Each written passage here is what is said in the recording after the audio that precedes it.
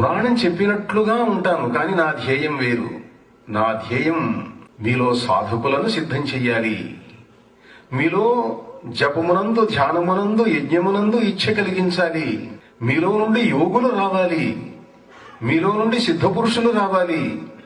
మహనీయులైనటువంటి యోగ సంప్రదాయం పురాతన కాలం నుంచి ఈ దేశంలో ఉన్నది. ఆ తపస్సు మరిచిపోవటం వల్ల ఈ జాతి పతనమైంది.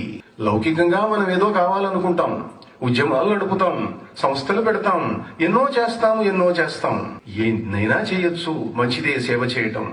కానీ మీరు చేసేది విజయవంతం కావాలనంటే, దేశ జాతి యొక్క స్వరూప స్వభావాల మీద ప్రభావం చూపించాలనంటే తపస్సు తప్పదు. ఆ తపస్సు మరిచిపోయింది ఈ జాతి. ఆ తపస్సు అనేటువంటి ఆ అగ్నిని ప్రతి హృదయంలోనూ వెలిగించటం నా ధ్యేయం. అది అందుకని నేను వీటిని ఉపయోగించుకుంటూ ఉంటాను.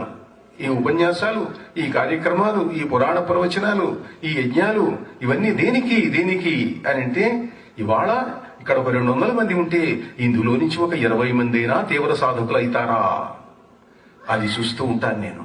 ఇక్కడ ఎవరైనా మంచి సాధకులు అయ్యే అవకాశం ఉన్న వాళ్ళు కనిపిస్తున్నదా, వాళ్ళ సూక్ష్మ శరీరాలు ఎట్లా ఉన్నాయి, ఎవరైనా ఉంటే వాటి లక్షణాలు తెలుస్తాయి.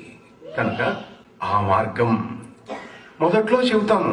మీరు జపం చేయండి, మీరు యజ్ఞములు చేయండి, మీరు ధ్యానములు చేయండి, మీరు తపస్సు చేయండి.